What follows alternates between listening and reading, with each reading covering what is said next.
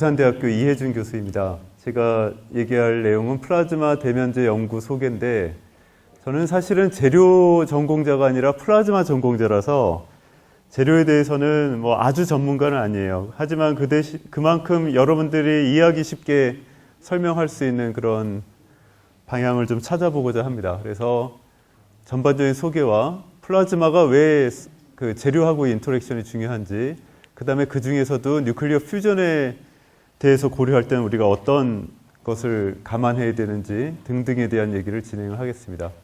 첫 번째로 재료를 전공한 학생들이라면 1학년 때 그 재료공학의 기초에 대해서 배울 때 재료의 특성에 대해서 이런 것을 배우는데, 우리가 일반 재료라고 하면은 과거 시대에는 재료의 특성이라 그러면은 기기적 특성과 열적 특성 정도를 주로 얘기했고요.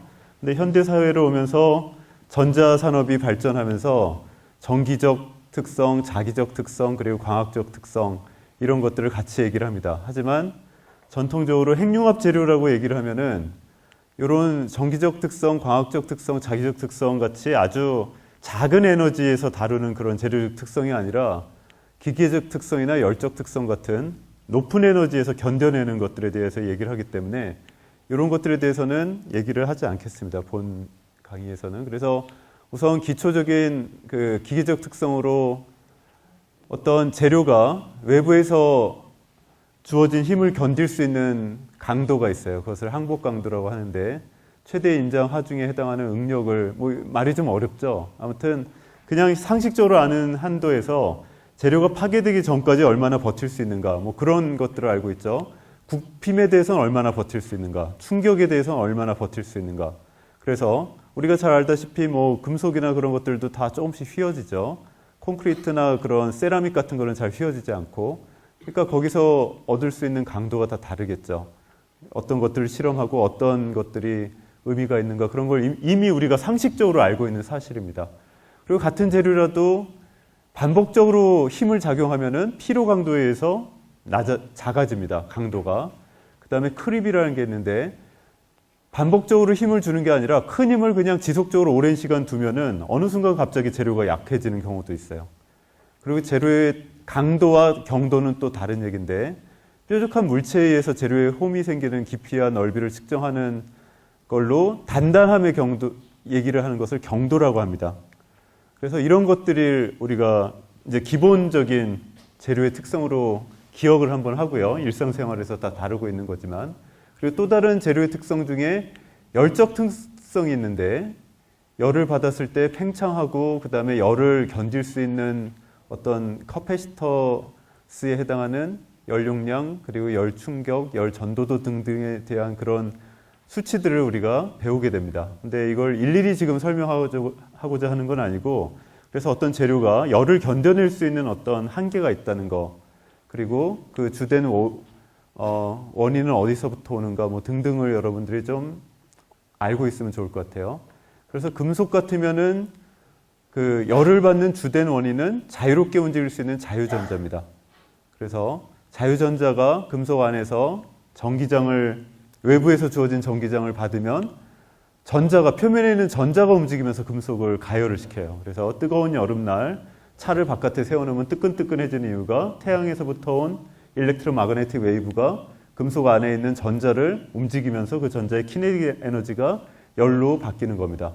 하지만 세라믹이나 부도체 같은 그런 인슐레이터 타입의 물질에서는 전자가 자유롭게 움직이지 못하죠. 그래서 그럴 때는 그 원자 구조가 가지고 있는 격자 진동이라는 게 있습니다. 그게 조금 어려운 얘기인데, 포논이라고 그런 것이 있어서 이 포논이라는 것에 의해서 열이 전달이 됩니다. 그래서 같은 더운 여름날 차를 바깥에 세워놔도 그 차의 금속 표면은 뜨끈뜨끈해지지만 만약에 차가 아니라 마차를 세워놨다 그러면 그 나무판은 차만큼 뜨겁진 않죠. 그래서 금속과 부도체의 어떤 차이가 있습니다. 그래서 이 정도의 내용은 다 여러분들이 이미 알고 있는 내용이라고 생각하고, 본격적으로 플라즈마에 대한 내용부터 얘기를 하겠습니다. 자, 여러분들이 그 핵융합 학교를 여러 번 참석한 사람도 있고 여기 처음 온 사람도 있을 텐데, 플라즈마는 기체가 이온화된 상태예요. 그래서 기체가 이온화된 상태가 플라즈마인데, 기체를 어떻게 이온화시키냐면 에너지를 가해주면 됩니다. 보통 에너지를 가한다 그러면 우리가 알고 있는 상식에서 에너지를 가하는 방법은 가열을 하는 거죠. 근데 이거는 그냥 열을 줘서 가열하는 정도가 아니라 아주 강력한 전기장을 줘서 전자를 가열하는 방식으로 플라즈마를 만드는데, 우리가 살고 있는 세상에 비해서 플라즈마는 온도와 밀도의 영역이 상당히 넓습니다. 우리가 살고 있는 세상은 기체의 밀도가 10의 19승 per cubic centimeter, 고체는 10의 23승 per cubic centimeter 정도로 기체에서 고체까지의 밀도 범위가 오더 오브 매그니튜드가 4승, 그러니까 10의 19승에서 10의 23승 4승 정도의 변화, 그 다음에 템퍼리처도 아무리 낮아봐야 뭐 영하 몇십 도, 그리고 높아봐야 수백 도 정도의 온도에서 우리가 대부분 일상생활에 보는 모든 일들이 그 정도에서 이루어지고 있는데, 플라즈마는 훨씬 조건이 브로드합니다. 그래서 성간물질을 이루는 플라즈마처럼 밀도가 아주 극진공에 달하는 밀도에서부터 대기압과 거의 같은 밀도에서 만들어지는 플라즈마까지 밀도의 그 데ን시티 변화가 10의 3승 오더에서부터 10의 거의 27승 내지 30승 오더까지 오더 오브 매그니튜드가 변하는 이 영역이 아주 브로드합니다. 그리고 온도도 그 우주에 나가면 만날 수 있는 성간물질의 온도는 수백 도밖에 안 되는 정도의 온도 스케일이지만 핵융합 장치에서는 온도가 1억 도까지 올라갑니다. 그러니까 온도의 스케일도 우리가 알고 있는 기체, 액체, 고체의 온도 스케일보다 훨씬 큰 스케일의 온도 범위를 갖고 있어요. 그래서 플라즈마라고 연구를 하는 사람들도 어느 온도와 어느 밀도를 가지는 플라즈마에 따라서 그 플라즈마가 완전히 다른 플라즈마가 됩니다. 그래서 어떤 사람이 플라즈마를 전공했고 또 다른 사람이 플라즈마를 전공해도 이걸 전공한 사람과 이걸 전공한 사람이 만나면 서로 얘기가 안 통해요. 무슨 얘기를 하는지 서로 모릅니다. 그만큼 플라즈마라는 분야가 상당히 어려운 점이 많은데, 그냥 간단하게만 얘기를 하자면, 지금 글씨가 좀 잘 안 보이지만, 우리가 산업적으로 응용하는 플라즈마는 온도가 10,000도 정도밖에 안 되는, 여기서 말하는 온도는 전자의 온도입니다. 온도가 10,000도밖에 정도 안 되는 낮은 온도의 플라즈마예요. 여러분들 생각에는 10,000도라면 엄청나게 높은 온도인데, 플라즈마 입장에서는 10,000도는 아주 낮은 온도입니다. 그래서 이거를 저온 플라즈마라고 얘기를 하고요. 그 다음에 밀도도 비교적 낮은 상태. 근데 이 밀도는 더 높일 수는 있어요. 근데 낮은 상태의 밀도를 이렇게 플라즈마 만들어진 이유는 플라즈마를 잘 만들기 위해서 밀도를 낮추고 나서 플라즈마를 만들기 때문에 여기서 만들어집니다. 이렇게 만들어진 플라즈마는 형광등에도 쓰이고, 그 다음에 반도체 칩을 만드는 데도 쓰이고 등등등 그런 데 쓰이기 때문에 우리가 인더스트리얼 어플리케이션 플라즈마라고 얘기를 합니다. 근데 우리의 주된 연구 분야는 그게 아니라 에너지를 만드는 플라즈마, 뉴클리어 퓨전이나 레이저 퓨전 같은 것을 하는 플라즈마, 혹은 태양 같은 별 속에 있는 플라즈마의 영역을 고려를 하고 있는데, 그때 플라즈마의 온도는 1억 도 내지 그 이상 올라가고, 밀도도 이때의 밀도보다 요 토카막 장치의 밀도는 좀 낮은 편이지만 레이저 퓨전이나 아니면 그 빛을 내는 별들의 밀도는 훨씬 높아요. 그래서 이런 곳에서의 주요한 피직스와 이런 곳에서의 주요한 피직스가 좀 다릅니다. 그래서 이런 쪽에서는 터뷸런스, 플라즈마 웨이브 인터랙션 등등등이 중요한 역할을 하고, 이런 데서는 낮은 온도의 플라즈마는 보통 대부분 다 반응 용기 속에서 만들기 때문에 플라즈마 월 인터랙션, 근데 월이라고 안 하고 보통은 서피스라고 얘기를 합니다. 그래서 플라즈마 서피스 인터랙션을 이용해서 물질 가공이 많이 쓰이기 때문에 플라즈마 서피스 인터랙션의 개념을 이해하는 데 있어서는 낮은 온도의 플라즈마가 어떤 일이 일어나는가부터 이해하는 게 더 좋을 것 같습니다. 그래서 이 자료를 준비했는데, 플라즈마를 만들고 플라즈마 주변에 그 플라즈마를 싸고 있는 체인버 안에다가 반응을 하고자 하는 어떤 물질을 집어넣습니다. 그렇게 집어넣으면 그 플라즈마와 물질 간의 반응이 일어나는데, 그 물질 간의 반응은 표면에서만 주로 일어납니다. 플라즈마의 온도, 그 에너지가 낮은 경우에는. 그래서 이름하기를 플라즈마 머티리얼 인터랙션 중에서도 머티리얼 서피스에서 주로 일어나기 때문에 플라즈마 서피스 인터랙션이라고 얘기를 합니다.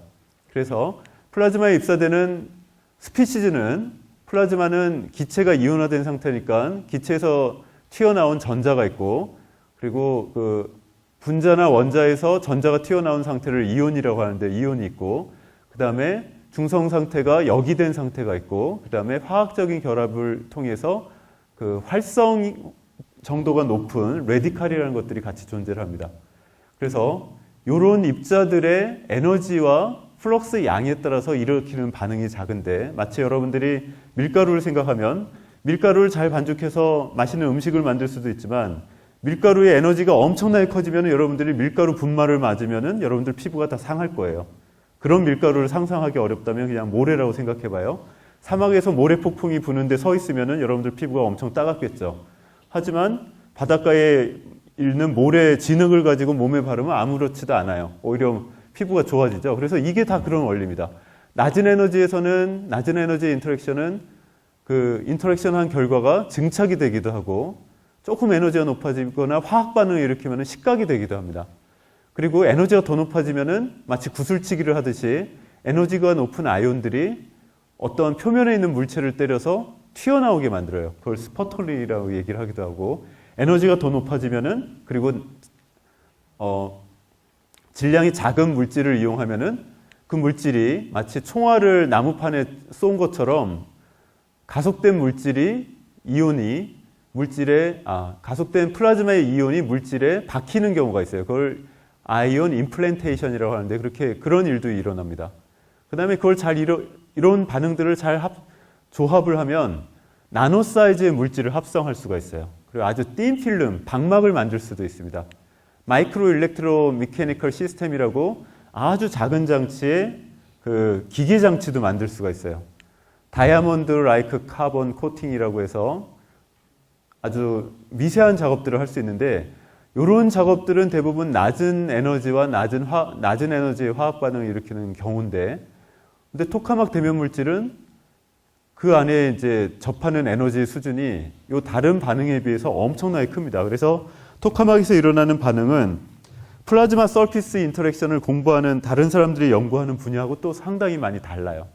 그래서 여기를 보면은 이 안에서 일어나는 반응은 화학 반응이 있고, 자, 화학 반응은 뭐냐면은 전자를 주고받는 게 화학 반응입니다. 그래서 낮은 에너지에서는 전자가 그 화합물에 전달이 되고 튀어나오고 공유결합을 이쪽에서 하거나 저쪽에서 하거나의 차이에서 화학 반응이 일어나는데, 그걸로 이런 것을 조절할 수도 있고, 조금 들어오는 그 플라즈마 입자들, 그 중에서도 아이온이 중요합니다. 아이온의 물리적인 키네틱 에너지, 운동 에너지가 커지면 물리 반응이 도미넌트하게 일어나고, 때로는 여기서부터 만들어지는 그 UV 라이트이 있는데 자외선의 광학 반응들이 중요합니다. 그래서 이런 것들을 조절해서 공정을 만들 수가 있습니다. 주로 낮은 에너지에서는 화학적 반응, 높은 에너지에서는 스퍼터링이나 이온 조립 같은 물리적 반응이 일어나고, 토카막 대면 물질의 경우에는 매우 높은 에너지의 플라즈마 플럭스를 받게 되기 때문에 좀 아까 얘기했던 재료의 열적 특성과 그 다음에 기계적 특성에 대한 변형 같은 것이 중요한 그 화두가 되고 있습니다. 그래서 여기 있는 사진들은 여러분들 다 쓰고 있는 핸드폰이나 전자부품이나 아니면은 뭐 솔라셀이나 등등등에 쓰는 그런 마이크로 일렉트로닉스의 플라즈마 서피스 인터랙션입니다. 이런 미세한 패턴을 수십 나노미터 이하의 사이즈에 있는 미세한 패턴을 만드는데 플라즈마를 쓰고 있어요. 그래서 그 부분에 대한 설명을 먼저 하자면, 플라즈마를 만듭니다. 여기 외부에서 전기장을 가해줘서, 그러니까 RF 파워 소스를 인가해서 전기장을 가해주면서 전자를 가속시켜서 플라즈마를 만드는데, 플라즈마를 만든 다음에 이것처럼 여기 자석을 두면은 자석에서 전자들은 구속이 되고, 여기서 전자와 함께 만들어진 이온이 가속이 되면서 타겟을 때려서 그 안에서 무거운 이온이 타겟을 때리면은 마치 구슬치기를 하듯이 구슬을 모아놓은 데서 외부에서 아주 센 속도로 구슬을 던지면 그 모여져 있던 구슬이 튀어나오죠. 그것과 마찬가지가 이제 스퍼터링이라는 장치인데, 타겟은 벌크예요. 다시 말해서 여기 굴이나 뭐 은이나 그런 것이 아주 두꺼운 상태로 자연계에 존재하는 물질로 있다면은 플라즈마라는 걸 이용하면 이 타겟을 만난 아이온들이 아토믹 레이어 한 줄씩 떼낼 수가 있습니다. 그러면은 그렇게 한 줄씩 나온 아톰들이 서브스트레이트에 쌓이면은 아주 미세한 방막을 만들 수가 있어요. 금속 방막. 그래서 금속 방막을 만들 때 쓰는 장치입니다. 그 다음에 반대로 플라즈마를 만들고 이 서브스트레이트에서 실리콘 웨이퍼 위에서 마이크로 일렉트로닉스 식각을 할 수가 있어요. 그 자세한 얘기들은 뭐 여기서 하지는 않겠는데, 그래서 플라즈마를 만들면 거기서 만들어지는 하전 입자는 전자가 나오고, 원자에서 전자가 튀어나온 이온 상태가 있고, 그 다음에 그 전자가 중성기체를 때려서 화학 반응을 새로 일으키게 만들어서 레디칼이라고 화학 반응이 잘 일어나는 활성종이 생기고, 그 다음에 중성기체가 역이화된 역이종이 생기고, 그 다음에 여기종이 그라운드 스테이트로 떨어지면서 포톤이 같이 생깁니다. 그래서 이런 것들이 서피스에 와서 인터랙션을 일으키는 거예요. 그것이 플라즈마 서피스 인터랙션의 기본 개념입니다. 근데 이거는 다 설명하기는 좀 어려우니까 그냥 대략적인 얘기만을 하자면, 벌크 플라즈마라고 해서 플라즈마를 만드는 기체에 사용한 가스 스피치에 따라서 예를 들어서 뭐 클로린, 플로린, 뭐 등등등, 뭐 O2, N2는 우리 기중에 많이 있는 산소와 질소죠. 그래서 이 두 개의 결합력을 전자볼트 단위로 바꾸면은 대략 수전자볼트 정도의 오더를 갖고 있어요. 그래서 이걸 잘 보면은 N2 같은 경우는 상당히 크죠, 전자볼트가. 그리고 O2는 그거보다 좀 작고. 그래서 이거를 깨기 위해서는 한 전자 하나를 10V 정도로 가속을 시키면은 N2를 깰 수 있다는 얘기예요. 전자 하나를 5V 이상 가속시키면 O2를 깰 수 있고, 근데 실제로 이 정도의 가속이 많이 일어나게 하기 위해서는 전자의 에너지가 이거보다 훨씬 높아야 됩니다. 아무튼 전기장을 가해서 전자의 에너지를 크게 하고 나면은 이런 것들을 깰 수가 있어서 플라즈마가 만들어집니다. 그 다음에 이런 이원자 분자뿐만 아니라 뭐 단원자 분자, 아토믹 몰리큘, 그 다음에 다이아토믹, 이원자 분자, 그 다음에 폴리아토믹, 다원자 분자로 만들어진 화합물을 만들면은 여기서 플라즈마를 그렇게 만들 수가 있고, 그 플라즈마에서 만들어진 아까 얘기했던 바와 같이 이온, 전자, 그 다음에 레디칼들이 서브스트레이트에서 화학적 반응과 물리적 반응을 일으키기 때문에 우리가 원하는 공정을 할 수가 있어요. 그래서 이게 조금 얘기가 어렵게 보이지만 플라즈마 파라미터들은 플라즈마의 밀도, 아이온의 밀도, 여기종의 밀도, 네거티브 아이온의 밀도, 전자의 온도 등등등 이런 것들로 조절이 되고, 이것이 결정이 되면은 그 안에서 서피스에서의 인터랙션, 그 다음에 벌크에서의 아토믹 케미컬 인터랙션, 서피스에서의 인터랙션 등등등을 통해서 표면 반응이 어떻게 일어나는지가 결정이 됩니다. 그래서 이 파트는 플라즈마가 차지하고 있는 볼륨에서 일어나는 현상이고요. 이 안에서. 그 다음에 플라즈마가 서피스를 만날 때 일어나는 현상들이 플라즈마 서피스 인터랙션의 파라미터들입니다. 그래서 머티리얼이 컨덕터냐 아니면은 유전체냐, 그리고 그 머티리얼에 전기장 혹은 외부 전압이 인가되어 있느냐, 인가되어 있지 않느냐, 그 머티리얼의 온도가 높으냐 낮으냐에 따라서 일어나는 반응도 다 다릅니다. 그래서 이런 것을 조절할 수가 있어요. 잘 알려진 아주 중요한 사실은 뭐냐면은 1970년대에 발견을 한 사실인데, 그전에도 사람들이 뭐 반도체를 연구하는 사람들이 회로를 만들 때 패터닝을 하죠.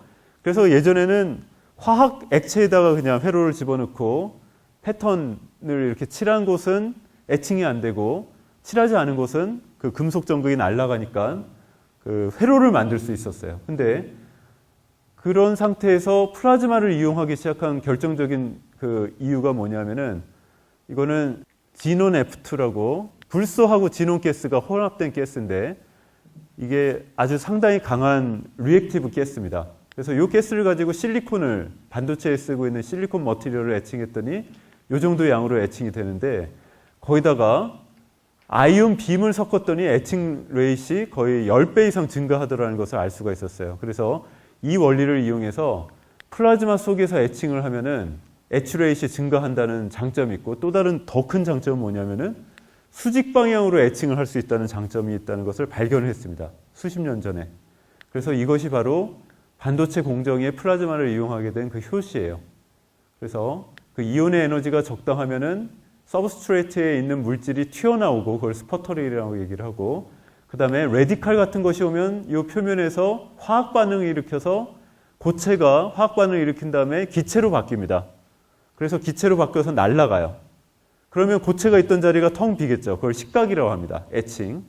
그 다음에 레디칼과 뉴트럴이 아이온하고 같이 만나면은 식각이 더 잘 일어난다는 게 이 원리예요. 그래서 아이온과 그 케미컬, 레디칼들이 동시에 존재하는 경우에 식각이 더 잘 일어나기 때문에 이 원리를 이용해서 플라즈마 인터랙션을 이용을 했습니다. 그건 증착도 마찬가지예요. 그래서 전자, 이온, 레디칼, 그 다음에 포톤 등을 종합적으로 이용해서, 이거 좀 내용이 너무 많아가지고 제가 자세히 설명하지는 않겠는데, 플라즈마 에칭도 하고, 케미컬 베이퍼 디포지션이라고 얇은 방막을 증착을 하기도 하고, 그 다음에 서피스 트리트먼트로 띄어내기도 하고, 그래서 낮은 에너지에선 주로 증착이 많이 일어나죠. 케미컬 리액션이 많이 일어나면서 그 다음에 불소나 염소 같은 가스를 섞으면 케미컬 리액션과 낮은 에너지의 플라즈마를 이용해서 또 애칭을 할 수가 있습니다. 높은 에너지로 가면 갈수록 키네틱 에너지가 높아지면 이제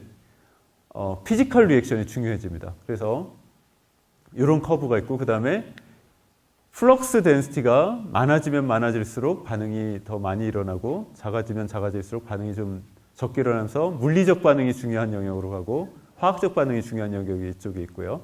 그래서 이 플럭스와 에너지를 변화시키면서 원하는 반응을 일으킬 수가 있어요. 이게 일반적으로 그 로우 템퍼리처 플라즈마를 연구하는 사람들이 연구하는 플라즈마 서피스 인터랙션의 개념입니다. 그래서 이게 반도체 패턴을 만드는 방법인데 어떤 서브스트레이트에 우리가 원하는 필름을 증착시키고 포토 리지스트라는 마스크를 올리고 패턴을 만든 다음에 이거를 플라즈마로 깎아내고 그 다음에 이 마스크라는 건 폴리머예요. 그래서 그냥 케미컬 액체 속에 집어넣으면 싹 사라집니다. 그래서 서브스트레이트 위에 아주 얇은 방막을 올리고 싶으면 이렇게 하면 돼요. 그래서 증착하고 깎고 혹은 미리 마스크 두고 증착하고 그 다음에 깎고 뭐 이런 식의 방법들로 우리가 원하는 반응 등을 일으킬 수 있어서 이 반응 등을 수백 가지 반응을 복합적으로 일으키면 이런 걸 만들 수 있다는 겁니다. 그래서 패턴을 올리고 깎고 금속으로 올리고 유전체를 올리고 깎고 구멍 뚫고 옆으로 돌려서 구멍 뚫고 등등등을 하면은 이렇게 마이크로 일렉트로닉스를 만들 수가 있어요. 이게 로우 템퍼리처 플라즈마 사람들이 다루는 플라즈마 서피스 인터랙션입니다. 근데 우리의 이제 주된 주제는 토카막이에요. 그래서 에너지가 높은 영역으로 관심사를 바꿔보면은 이제 토카막 장치에 대해서 이미 권면 소장님께서 다 발표를 해주셔서 여러분들이 익숙해졌을 텐데 지금 프랑스 가다라시에 짓고 있는 인터내셔널 서브뉴클리어 익스페리먼털 리액터 같은 경우는 사람 크기가 요만큼일 때 전체 공간이 이렇게 클 정도로 엄청나게 큰 사이즈로 막대한 돈을 들여서 짓고 있습니다. 그래서 지금 현재의 목표는 뭐냐면은 수백 초 이상, 뭐 보통 300초 정도 이상의 플라즈마 유지 시간을 만들 수가 있으면, 그러니까 처음 t=0에서부터 이 시간까지 가는데 수없이 많은 일들이 일어나요.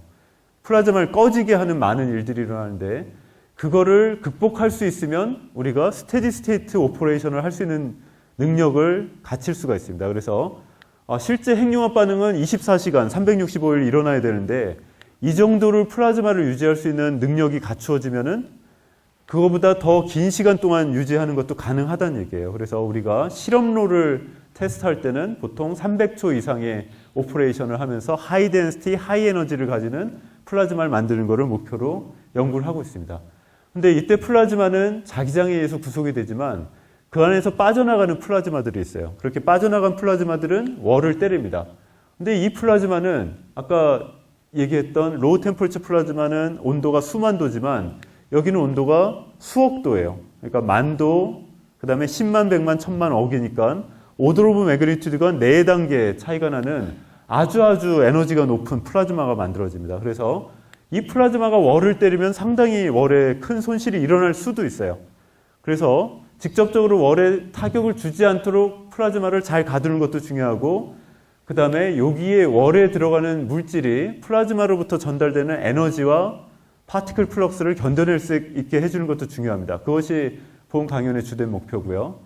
그걸 설명하기 위해서 이제 첫 번째로 H모드라는 것에 대해서 설명하겠는데 과거에 토카막 장치를 만들었던 사람들이 연구를 많이 했을 때는 핵융합 반응이 일어나게 하려면은 밀도도 높아야 되고 에너지도 높아야 되고 지속 시간도 길어야 되는데 밀도도 낮고 지속 시간도 얼마 안 되고 에너지도 낮은 그런 상태가 유지되는 플라즈마가 대부분이었어요. 그래서 그때까지만 해도 이래 가지고 퓨전이 과연 되겠는가를 했는데 아주 누군가가 획기적인 아이디어를 내므로 해서 밀도도 높아지고 플라즈마 유지 시간도 높아지고 에너지도 높아지는 H모드라는 것을 발견을 했습니다. H모드가 어떻게 되는가에 대해서 설명을 하겠어요. 그래서 L모드에서 H모드로 간 것이 핵융합이 진짜 실용화될 수 있다는 어떤 실마리를 준 획기적인 사건이었습니다.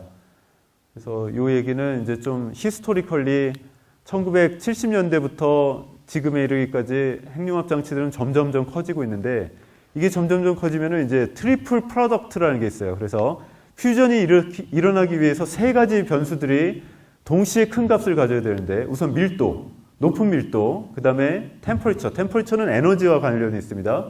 높은 에너지 혹은 높은 온도, 그 다음에 오랜 지속 시간. 그래서 밀도와 온도와 시간을 모두 곱한 값을 퓨전 트리플 프로덕트 퀀터티라고 얘기하는데 이 퀀터티가 얼마 이상이 되면은 주입된 에너지보다 더 큰 에너지가 나올 수 있게 돼요.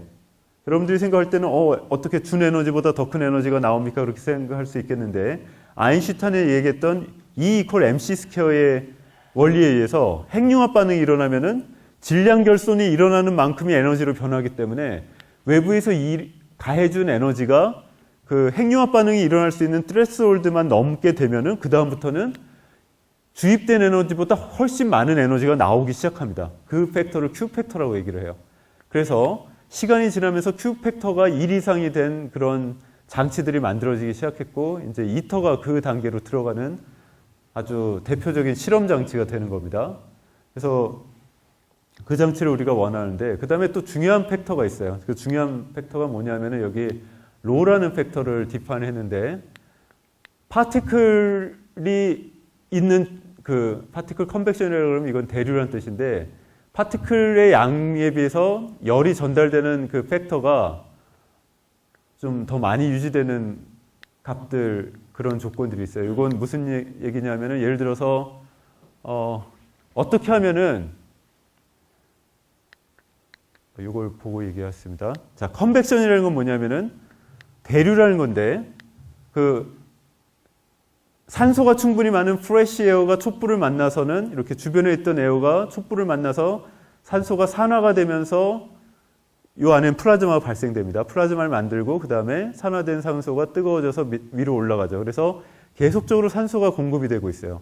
이 산소가 공급되기 때문에 계속 그 산화 반응이 일어나는 것이 타는 건데 그 탈 수 있는 연료가 여기 있는 거죠. 그래서 이렇게 계속 어떤 탈 수 있는 연료가 지속적으로 이렇게 순환을 하는 상태를 우리가 대류라고 그러고 그렇지 않고 이거를 만약에 가둬진 어떤 체인버 안에 집어넣는다 그러면은 이건 이렇게 공기가 순환을 하지 못하고 디퓨전에 의해서만 이렇게 펴져나가면 이때에 비해서 훨씬 낮은 온도를 갖고 좁은 영역에서만 플라즈마가 만들어지는 상황이 될 겁니다. 그래서 이 장치를 퓨전에서도 똑같이 개념을 생각할 수 있는데 플라즈마 코어의 온도는 1억 도까지 올라가요. 에너지가 아주 높아요. 그래서 얘가 이 뜨거운 플라즈마가 월을 터치하지 않도록 건드리지 않도록 리미터라는 걸 둡니다. 그래서 플라즈마가 이 리미터를 만나면 여기서 다 사라지도록 그러니까 뜨거운 하이에너지 플라즈마들이 월을 바로 터치하지 못하도록 이렇게 리미터를 둬서 플라즈마가 존재하는 영역을 컨트롤을 합니다. 그래서 리미터 속으로 깊이 들어가게 되면 플라즈마가 존재할 수 있는 공간이 작아지고 리미터가 바깥으로 가면은 조금 넓어지고 이제 이게 옛날 타입의 그런 방식이었는데 그 물리학자들이 연구를 해보니까 이 안에는 자기장이 요 면의 수직 방향으로 들어가서 자기장의 수직 방향으로 플라즈마를 컨파인을 하는데 플라즈마가 가지고 있는 전기장이 존재해요. 왜냐하면 플라즈마는 자기 자신으로부터 월 쪽으로 전기장을 항상 가지고 있어서 B필드와 E필드가 서로 크로스 방향. 그래서 B필드는 화면에서 튀어나오는 방향이고 E필드는 레이디얼 방향이면은 E 크로스 B 드리프트라고 해서 두 가지 방향의 동시에 수직인 방향으로 다시 말해서 이렇게 그 회전하는 방향으로 화전 입자들이 움직입니다. 이렇게 움직이는 화전 입자들을 리미터에서 컬렉트하면은 플라즈마가 월에 닿지 않도록 할 수 있다는 것이 리미터의 원리예요.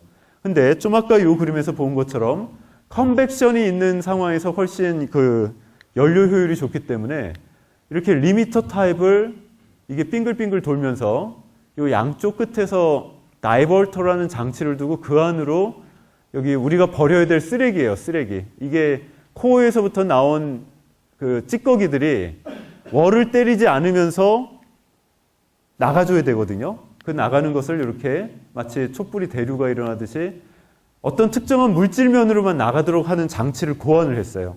그래서 이 장치에서 이 장치로 가면서 H모드라는 게 이루어졌습니다.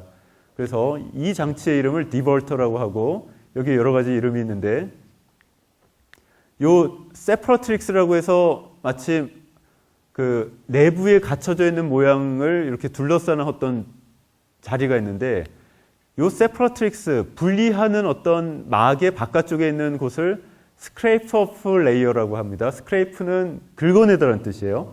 그래서 여기에 존재하는 플라즈마들은 쭉 긁어내서 디볼터 쪽으로 빠져나가게 해주는 그런 레이어가 존재합니다. 그래서 이 스크레이프 오프 레이어에 존재하는 그 플라즈마들을 우리가 엣지 플라즈마라고 얘기를 해요. 플라즈마의 그 토카막 장치의 가장자리에 있는 플라즈마라고 얘기를 합니다.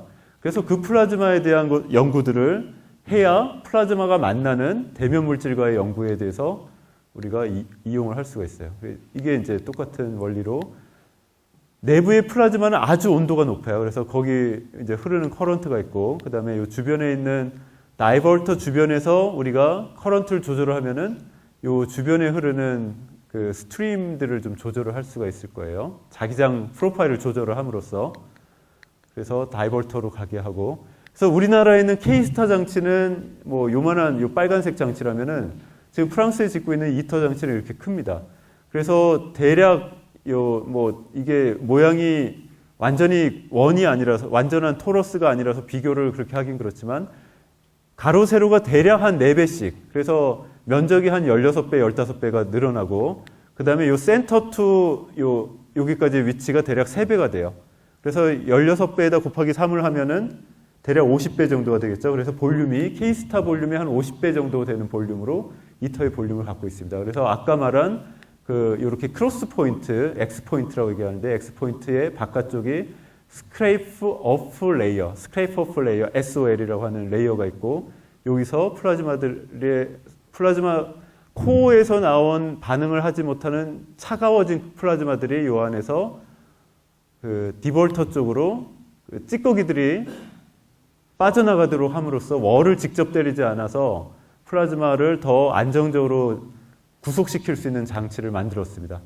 그래서 이제 용어를 좀 기억해야 되는 것이 요 토카막 장치의 딱 센터 부분, 아웃사이드 센터 부분을 미드 플레인이라고 하는데, 여기를 미드 플레인의 바깥쪽, 그 다음에 여기를 안쪽 면이라고 그러고, 다이볼터 혹은 디볼터라는 장치는 요 밑에 이렇게 있어요. 그리고 요 뒤에는 또 다른 공간들이 있고, 여기는 다른 장치들이 또 많이 들어가 있습니다.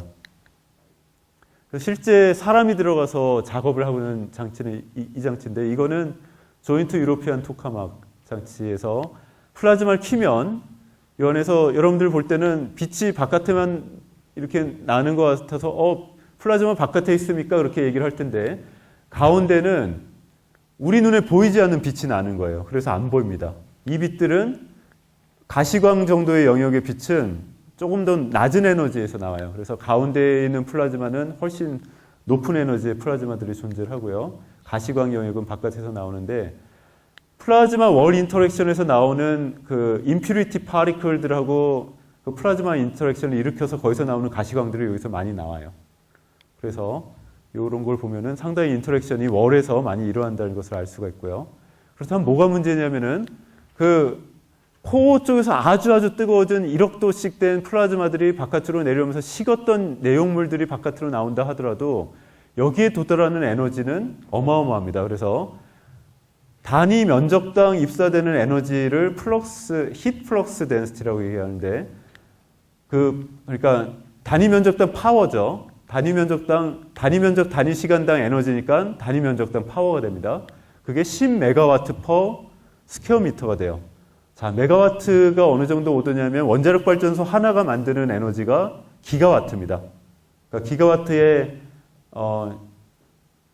10만 분의 1 정도가 단위 면적당 들어오는 거예요. 그러니까 상당히 큰 에너지라고 볼 수가 있어요. 그래서 실제 장치는 이렇게 복잡하게 54개의 부품으로 이루어져 있고, 토탈 무게가 뭐 수백 톤에 이르고, 그리고 여기가 워낙 뜨겁기 때문에 쿨링 장치까지 밖에 다 있어야 되고 등등등 이런 식의 모양을 갖고 있습니다. 그래서 K스타와 이터를 비교해보면 아까 얘기한 것처럼 전체 볼륨이 대략 50배 이상 차이가 나고요. 플라즈마 쉐입은 요 뒤에는 뭐냐면 더블 널이라고 해서 요 이걸 널이라고 하는데 이쪽이 양쪽에 있느냐 한쪽에 있느냐, 그러니까 K스타는 양쪽에 있을 수도 있고 한쪽에만 있게 할 수도 있습니다. 그래서 이게 양쪽에 있느냐 아니면 한쪽에만 있느냐 그거를 얘기하는 얘기고, 뭐 또 다른 파라미터들이 있는데 다른 것들은 뭐 그냥 여러분들이 다른 강의를 통해서 많이 들었을 거라고 얘기를 하겠습니다. 여기서 아주 중요한 파라미터가 있는데 베타라는 파라미터가 있어요. 플라즈마 베타라는 파라미터는 뭐냐면은 자기장이 가지고 있는 자기 에너지 밀도 분의 플라즈마의 에너지 밀도의 레이셔입니다. 그러니까 자기장을 이렇게 외부에서 호일을 가면서 자기장을 만들면 자기장이 가지고 있는 에너지 밀도가 있어요. 자기 에너지 밀도는 2분의 1 곱하기 뮤 곱하기 h 스퀘어 혹은 2뮤 제로 분의 b 스퀘어, 그 식으로 결정이 되고, 플라즈마 에너지 덴시티는 n 곱하기 kBTE, 그런 식으로 kBTE TI. 플라즈마 속에서는 일렉트론 템퍼처와 아이온 템퍼처가 같습니다. 그래서 그 레이쇼를 비해 보면은 K스타 장치는 5 정도가 되고 이터 장치는 그거보다 좀 더 작아요. 그리고 스페이스 플라즈마로 가면은 이 값이 거의 더 큰 값을 갖게 되겠죠.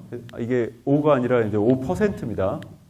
그러니까 베타로 치면 5%가 되는 거고, 그래서 작은 값을 갖게 되는데, 이건 노멀라이즈 된 값이라 이렇게 수치가 이렇게 되어 있는 거고요. 그래서 아까 말한 데피니션을 보면은 대략 베타 값이 자기장 에너지의 5% 정도의 값을 가지는 그런 값이 K스타 안에서의 조건이에요.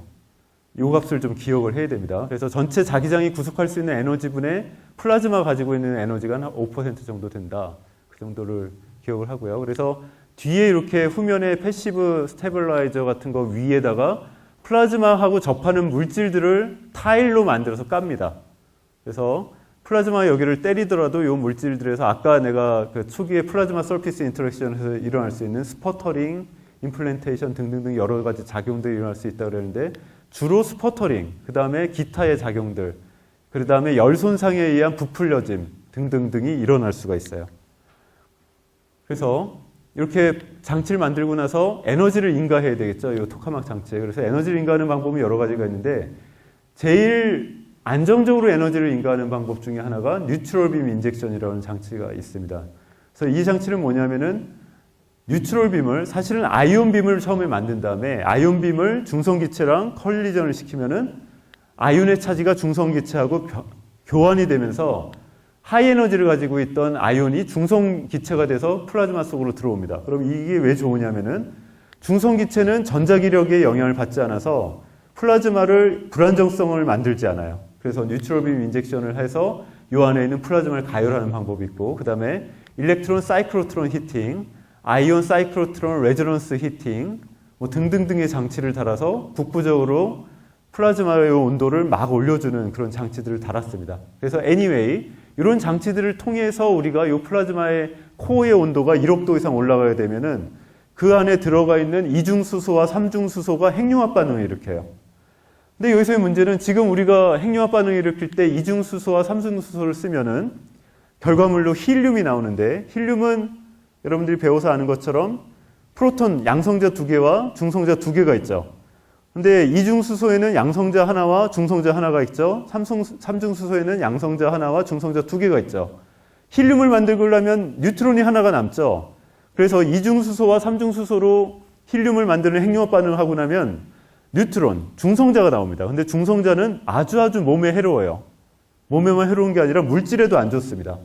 근데 퓨전 리액션을 하고 나온 중성자는 14메가 일렉트론 볼트의 하이 에너지를 가진 중성종이 나와요.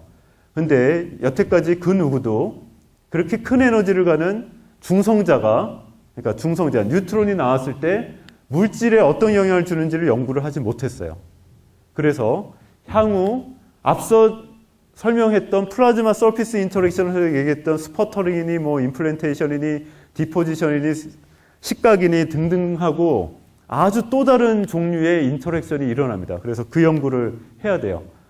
근데 그 전에 우선 그거에 대한 설명은 뒷부분에 얘기를 하겠고, 그 전에 이제 각각의 포인트에서 실제 K스타 장치에서 얼마만큼의 히트 플럭스가 오는지, 그래서 단위 면적당 들어오는 파워를 계산이 아니라 디텍트를 했습니다. 그래서 특정한 위치마다 디텍트를 해보면은 요 빨간색으로 가면 갈수록, 파란색에서 빨간색으로 갈수록 더 에너지가, 파워가 더 큰 입자들이 오는 건데, 주로 요 다이버터 쪽하고 뭐 바깥쪽 면에서 많이 그런 히트스팟이 생기는 거예요. 그래서 전체적으로 보면 에버리지 히트 플럭스라는 것은 다이버터에서 40 kW per meter square, 이 K스타 얘기입니다. 그 다음에 플라즈마 페이싱 컴포넌트, 그러니까 요 바깥쪽 월, 아까 타일처럼 붙여놓은 거에서는 대략 20 kW per meter square 정도로 재료가 이걸 버텨줘야 돼요. 이걸 버티지 못하면 무슨 일이 일어나느냐 하면은 재료가 손상이 일어나기 때문에. 그래서 이제 이 정도를 버티면 되는데, 근데 2터 장치로 가면 이 값이 훨씬 커집니다. 그래서 그런 걸 감안해서 우리가 재료에 대해서 연구를 해야 돼요. 그래서 플라즈마가 전달하는 하이 에너지 히트 플럭스, 그리고 하이 에너지 파티클 플럭스를 견뎌야 되고, 그리고 핵융합 반응이 일어날 때 DT 반응, 이중수소와 삼중 반응에서 일어났던 아주 에너지가 높은 뉴트론, 중성자들이 뚫고 지나가는 그 재료적인 특성, 그런 것들을 다 고려를 해야 됩니다. 그래서 이제 이게 실제 장치들을 측정하는, 그러니까 히플럭스를 측정하는 방법들에 대해서 나온 거고요. 그래서 이런 장치들을 여기다 박아가지고 상당히 멋있죠. 그래서 이런 데 박아가지고 이 값을 나중에 측정을 하면은 거기서의 히플럭스와 파티클 플럭스가 어떻게 되는지를 알 수가 있고요. 그래서 이건 그걸 측정한 결과고, 자, 실제 오퍼레이션을 하면서 그걸 본다고 생각해 봅시다. 그래서 T=0에서부터 오퍼레이션을 시작하면은 이제 전원을 켜고 이제 플라즈마를 좀 이렇게 운전을 하면서 뉴트럴 빔 인젝션이라고 해서 아까 얘기한 것처럼 아이온을 뉴트럴 가스하고 충돌을 시켜서 아이온들이 차지를 가지고 않은 상태에서 토카막 속으로 들어오게 해서 토카막의 에너지를, 그 안에 있는 플라즈마 에너지를 증가를 시킵니다. 그렇게 한 상태에서 보면은 플럭스가 그냥 컨스탄트 값이 아니라 이렇게 쭉 올라왔다가 막 요동을 치죠. 그래서 평균 값이 예를 들어서 40 kW per 스퀘어 미터라고 하더라도 피크 값을 견뎌야 돼요. 그래서 피크 값은 그거보다 훨씬 더 큰 값을 가집니다. 이거는 플럭스인 경우고 히트도 마찬가지고요. 그래서 이제 이런 값들을 다 측정을 하면서 K스타에서 실험적으로 측정을 하면서 MV는 파티클 플럭스에서, 그래서 밀도 곱하기 속도면은 밀도는 per cubic 미터고 속도는 미터 퍼 세컨이니까 단위 미터 퍼 세컨이니까 단위 시간, 단위 면적에 들어오는 파티클의 양이 플럭스입니다. 그래서 단위 시간, 단위 세컨당, 단위 세컨, 단위 면적당 들어오는 파티클의 양이 이렇게 그 위치에 따라서 커지고 작아지고, 그 다음에 이건 히트 플럭스인데 메가와트 퍼 스퀘어 미터, 그러니까 단위 면적당 들어오는 파워예요. 그래서 파워의 양이 얼마인가를 보면은 K스타인 경우는 이제 킬로와트급으로 들어온다는 것을 알 수가 있었던 거고요. 아까 설명한 것과 마찬가지입니다. 그래서 토카막의 경계면 플라즈마에서는 어떤 도전해야 될 사항들이 있냐면은 플라즈마 파워가 만약에 월에서 소모가 되면은 그 표면 물질이 녹아내릴 수도 있고, 아니면 물질들이 부풀어 오를 수도 있고, 기타의 상태에 데미지가 있을 수도 있고, 이로전이, 그러니까 그 부식이 될 수가 있어요. 식각이 되고 그런 것들이 일어날 수가 있고요. 그 다음에 또 중요한 것이 핵융합 반응을 일으키고 나면은 그 반응의 부산물인 이 힐륨 애쉬, 힐륨 젤을, 그러니까 그 부산물을 쓸어서 나가게 해줘야 돼요. 그래서 그런 것들이 내부에 남아있으면 안 되기 때문에 이제 그런 것들에 대해서 또 생각을 해야 되고, 그 다음에 여러 가지 각종 부산물이 생기는데, 그러니까 그 마치 석유 골로도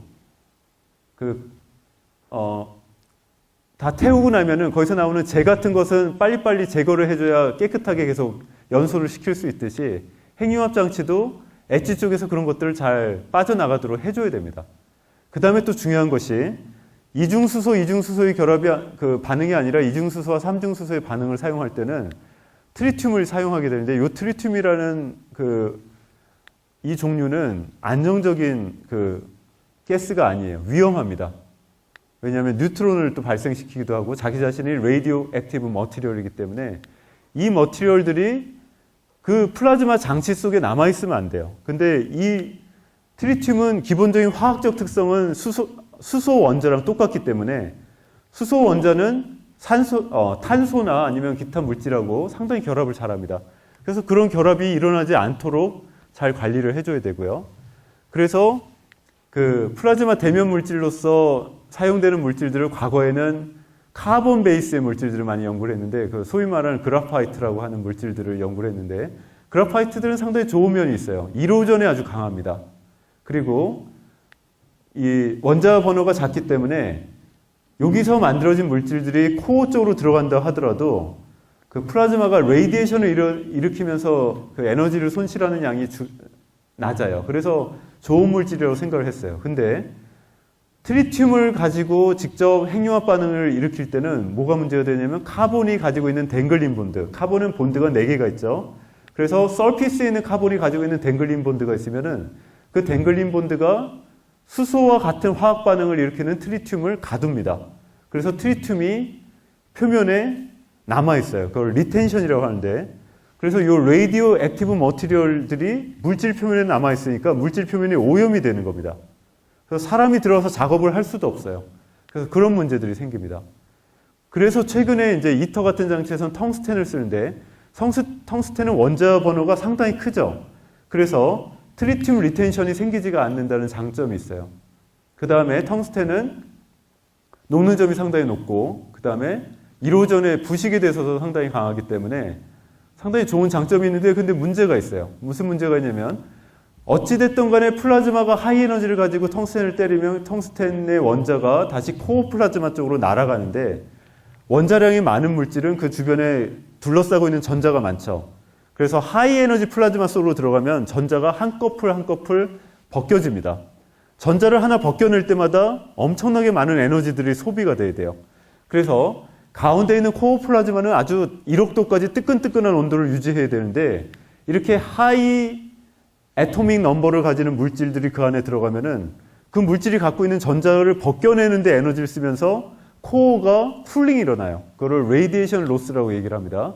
그래서 그렇게 일어나는 그 레이디에이션 로스가 상당히 크기 때문에 텅스텐 물질은 임퓨리티라는 측면에서 보면 좋지 않아요. 하지만 이제 카본 리텐션이 더 중요한 문제이기 때문에 이제 텅스텐을 지금 이터에서 채택을 했어요. 또 다른 물질로는 베릴륨이라는 물질이 있는데 베릴륨이라는 물질은 텅스텐이 가지는 장점과 카본이 가지는 장점을 혼합해서 갖고 있는데 둘이 가지고 있던 장점인 1호전에 강하다는 특징이 없습니다. 그래서 이 물질들을 어떻게 잘 적당히 혼합을 해서 플라즈마 대면 물질 혹은 다이버터 물질로 사용하는가에 대해서 많은 논의들이 있고 앞으로도 연구를 해야 됩니다. 그래서 이 연구들은 이제 여러 논문들에서 나온 내용인데 이걸 다 설명하려면 너무 어려울 테니까 좀 생략을 하겠습니다. 하지만 여전히 플라즈마는 항상 월을 때려요. 월을 때리는 플라즈마를 어떻게 하면 멀어지게 할 수 있느냐. 그래서 사람들이 생각한 것이 이 뜨거운 플라즈마가 월을 직접 때리지 않게 하는 방법으로 여기에 플라즈마를 만들어주는 방법을 생각했습니다. 그거를 게스 퍼핑이라고 얘기를 하는데 그래서 일반적인 장치는 이렇게 높은 밀도와 온도를 가진 플라즈마가 점점점 밀도와 온도가 낮아지면서 타겟을 만나게 돼요. 그래서 코어 쪽에서 1억 도인 플라즈마 온도가 타겟 쪽으로 가면서 점점점 낮아져서 수백 도, 여기서 말하는 수백 도는 수백 일렉트론 볼트입니다. 수백 도가 아니라 저기 1억 도였다가 수백 일렉트론 볼트니까 수십 일렉트론 볼트니까 수천만 도로 떨어지게 돼 있어요. 일렉트론 볼트 단위로는 한 30 일렉트론 볼트 정도, 10 일렉트론 볼트까지 떨어집니다. 그래서 온도를 떨어뜨리면서 밀도도 떨어지는 것이 보통의 상황인데 여전히 이때의 온도와 밀도가 코어보다는 작다고 해도 많아요. 그래서 이걸 어떻게 하면 더 낮추느냐, 온도를 어떻게 낮추느냐, 그 방법이 로우 템퍼리처 플라즈마, 저온 플라즈마를 연구했던 사람들이 쓰는 방법을 그대로 쓰자는 거예요. 여기서 가스를 뿜어줘서 그 가스가 이온화되게 하면은 뜨거운 플라즈마의 온도가 수천 도로 떨어집니다. 그러니까 수 일렉트론 볼트로 떨어뜨릴 수가 있어요. 그러면은 이온화된 가스에 대해서 밀도는 높지만 온도가 툭 떨어지기 때문에 이 안에서 전달되는 히플럭스를 아주 낮출 수가 있는데 이런 상태로 보면은 플라즈마가 마치 월에서부터 떨어져 있는 것처럼 보이죠. 여러분들 눈엔 그렇게 안 보일지 모르겠지만 아무튼 온도가 이렇게 수억 도의 온도가 이렇게 수십만 도 정도의 온도로 떨어지는 그 온도였던 것이 뭐 수천 도 정도의 온도까지, 수만 도 내지 수천 도의 온도까지 더 깊이 낮게 떨어지면은 플라즈마가 월을 때리는 그 히트 플럭스 양이 줄어드니까 이런 상태를 디태치드 상태라고 얘기를 합니다. 그래서 가스를 뿜어줘서 요 플라즈마가 그 뿜어준 가스를 이온화시킴으로 인해서 온도가 떨어지게 만드는 그런 방법을 이용해서 이거를 디태치드 플라즈마라고 얘기를 해요. 디태치를 시키면은 타겟에 전달되는 히트 플럭스를 줄일 수 있기 때문에 이 방법을 이용해서 열 손실을 막자, 이제 그런 연구를 하고 있습니다. 그래서 디태치가 완전히 되면 이 상태가 되는 거고, 디태치가 적당히 되면은 온도가 뭐 이렇게 뚝 떨어지는 건 아니고 이렇게 그레디언트를 가지는 온도로 떨어지면은 이런 경우는 그 레디얼 방향의 E 필드가 커져서 E 크로스 B 드리프트가 커지면서 그 사이클링이 더 빨리 일어나게 됩니다. 그래서 하이 리사이클링 조건이라고 합니다. 그래서 요 뿜어주는 가스의 양에 따라서 그냥 일반적인 시스 리미티드 모드, 컨벤셔널한 모드에서부터 디태치드 플라즈마 혹은 리사이클링이 빨리 일어나는 플라즈마 이런 것을 조절해서 만들 수가 있어요. 그래서 이건 좀 내용이 너무 어려운 내용일 텐데, 그래서 일반적인 심플 SOL, 스크랩 퍼플 레이어의 그 일반적인 모양에서는 뭐 이런 조건들이 있는데, 아무튼 이거를 좀 복잡한 구조나 그런 것들을 이용해서 이 SOL 속을 좀 복잡하게 변경을 시켜서 월에 전달되는 플럭스를 조절을 하겠다는 얘기입니다. 그냥 기본적인 파라미터는 이걸 다 설명하자면 좀 어려워서 넘어가겠습니다. 그래서 아까 설명한 그 시스 리미티드 리즘의 그 SOL, 심플 일반적인 상태에서는 그 일렉트론 온도와 아이온 온도가 거의 플럭스 튜브라는 개념은 뭐냐면은 그 동일한 그 자기장에 의해서 움직이고 있는 그 플라즈마들이 만들고 있는 플럭스 서피스라는 게 있어요. 그게 3차원이기 때문에 서피스를 한 바퀴 돌리면 튜브가 되는데, 그러니까 자기장에 의해서 컴파인된 그 플라즈마들이 움직이는 튜브 속에서는 일렉트론과 아이온의 템퍼리처가 컨스탄트인 상태로 유지가 되고 있고, 그 다음에 뭐 여러 가지 이런 조건들이 있습니다. 이걸 일일이 다 설명하면 좀 그 어려운데, 아무튼 뉴트럴 프릭션도 없고 뭐 그런 상태였는데, 컴플렉스 SOL이라는 것을 만들면은 템퍼리처 그레디언트가 그 패러럴 방향으로 존재를 하고, 그 다음에 이제 템퍼리처 드롭이 크게 일어나면은 이제 볼륨 리컴비네이션도 일어나고 뭐 이런 여러 가지 조건들이 일어나는 상태로 우리가 만들 수가 있어요. 그 다음에 이제 아까 얘기했던 이 그림의 세 가지 영역들의 그 내용 중에서 하이 리사이클링이 일어나는 영역을 만들 수도 있고요. 그리고 디태치드 리즘도 만들 수 있고, 그래서 기본 개요는 뭐냐면은 월에서 일어나고 있는 혹은 월 근처에서 일어나고 있는 인터랙션을 가스를 뿜어주거나 아니면 월의 머티리얼을 바꾸거나 때로는 이 디볼터의 구조를 바꾸거나 아니면 여기 주변에 가스를 뿜어주거나 등등등의 작업을 통해서 이런 네 가지 모드 혹은 세 가지 모드의 상황으로 우리가 조절을 할 수 있다는 게 이제 주된 요지입니다. 각각이 무엇인지에 대해서는 뭐 크게 설명하는 건 좀 그렇고요. 그래서 아무튼 그렇게 바꾸는 걸 얘기를 하고, 이게 좀 얘기가 아까 하던 얘기가 다시 나온 건데, 자, 트리튬 리텐션. 리텐션은 뭐냐면은 카본의 댕글링 본드나 아니면 다른 머티리얼의 댕글링 본드에 하이드로전과 똑같은 화학 반응을 일으키는 삼중수소가 가서 달라붙는 거예요. 삼중수소가 달라붙으면 얘는 그 방사능 물질이기 때문에 이 장치를 오랫동안 쓸 수가 없어요.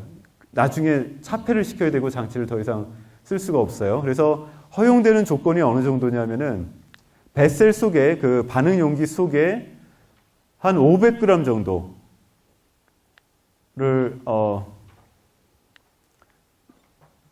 이 트리튬이 쌓이는데 어느 정도 되냐면은 100번 샷을 하면은 이 정도 쌓이니까 엄청나게 빨리 쌓이는 겁니다. 그래서 이것을 어떻게 하면은 이 트리튬 리텐션이 잘 안 일어나게 할 수 있느냐, 이거에 대해서 또 연구를 해야 돼요. 그래서 근데 이 트리튬 리텐션, 다시 말해서 수소가 금속 표면에 반응하는 이 내용은 화학의 내용입니다.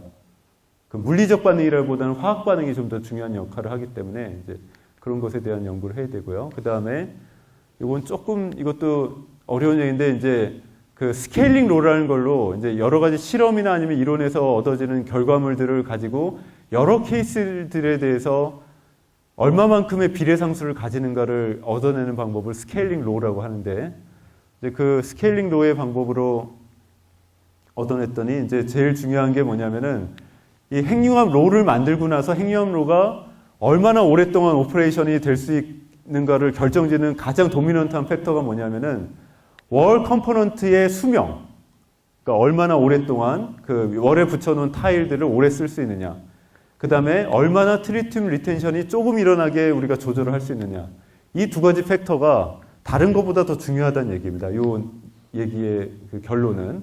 그래서 플라즈마 대면 재료에 대한 특성을 자유자재로 조절하고 우리가 원하는 조건을 만들 수 있는 것이 상당히 필요한 사항이에요.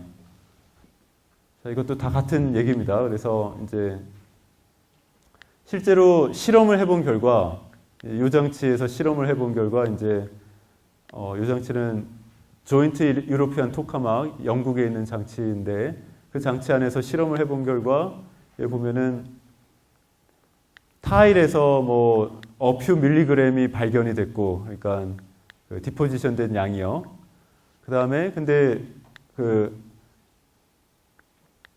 이 기체가 위로 이렇게 벤틸레이션 되는 그런 곳이 있는데, 이게 그 벤틸레이션 되는 그 통로를 얘기를 합니다. 그쪽으로 훨씬 많이 빠져나가고 있죠. 그 다음에 다시 바닥에 떨어지는 양이 월에 직접 남아있는 것보다 이런 양이 훨씬 많아가지고, 그래서 아무튼 이 바닥에 실제로 K스타 운영을 하시는 분들 말씀으로는 오퍼레이션 몇 번 하고 나서 밑에 와서 그 남는 쓰레기들을 그 쓰레받기라 그러나요? 이게 쓰레받기가 일본 말인가? 아무튼 쓰레기를 이렇게 청소하듯이 긁어서 청소를 해서 나간다고 그럴 정도로 많이 뭔가가 불순물들이 많이 떨어진다고 합니다. 이 안에서. 그래서 이 리텐션의 입장에서 보면은 아까 얘기한 것처럼 이제 기본적인 개념은 카본이든 베릴륨이든 텅스텐이든 원자 간의 결합을 이루고 나서 표면상에는 그 결합을 이룰 수 있는 화학 결합을 이룰 수 있는 여지가 남아 있어요. 댕글링 본드라고 얘기하는데, 그 댕글링 본드에다가 플라즈마에서 만들어진 그 수소와 비슷한 그런 성질을 가지고 있는 물질들이 와서 반응을 일으켜서 화학식을 일으킬 수도 있고, 하이에너지를 가지고 있는 입자들은 와서 속에 침투할 수도 있고, 그리고 그 물질들이 여기를 때려서 표면을 이로전시키면서 그러니까 뛰어나오게 하면서 그 잔해물들이 밑으로 떨어지게 하기도 합니다. 그래서 이런 반응들이 다 일어나고 있어요. 그래서 이런 반응들이 일어나면 하이에너지 입자들이 여기 와서 열을 전달을 하겠죠. 그럼 이 부분들은 뜨끈뜨끈해지겠죠. 그래서 여기를 냉각을 해야 되고요. 그래서 이제 그 이터 같은 장치에는 대면 물질을 그 플라즈마 페이싱 컴포넌트는 베릴륨을 쓰고, 그 다음에 다이버터 쪽은 텅스텐을 쓰는 걸로 결정을 졌고, 그 다음에 조인트 유로피안 토카막은 이제 사이즈가 이터보다 훨씬 작아요. 그러니까 요 볼륨 대비로 보면 한 4분의 1 정도 볼륨이 요 면적으로 4분의 1 정도가 되고, 그 다음에 레이디어스가 작아지니까 그걸 또 곱해가지고 하면은 조인트 유로피안 토카막 훨씬 작아지겠죠. 그래서 그걸 보면 여기도 마찬가지로 베릴륨 레이어와 그 다음에 텅스텐 레이어를 주로 쓰는 걸로 이렇게 스토리들이 바뀌고 있습니다. 그 가장 큰 이유는 트리튬 리텐션이 가장 중요한 이슈이기 때문이에요. 그러니까 여러 가지 베릴륨이 좀 물러가지고 이게 단단한 금속이 아니죠. 그래서 여기서 플라즈마 때리면 여기서 부풀어 오르고 파편이 튀어나오고 그런 것들이 많이 일어나서 사실은 1호전 면에서는 좋지 않은 물질이지만 리텐션을 막기 위해서 어쩔 수 없이 베릴륨과 텅스텐을 쓰는 쪽으로 그렇게 방향을 잡았습니다. K스타에서는 아직까지는 카본을 많이 썼는데 이제 K스타도 텅스텐으로 바꿀 거라고 이제 제가 듣기로는 뭐 구체적인 그 계획의 연도는 어떻게 되는지 모르겠는데 이제 그렇게 되고 있어요. 그래서 아무튼 그 머티리얼에 대한 얘기들을 여기서 쓰고 있습니다.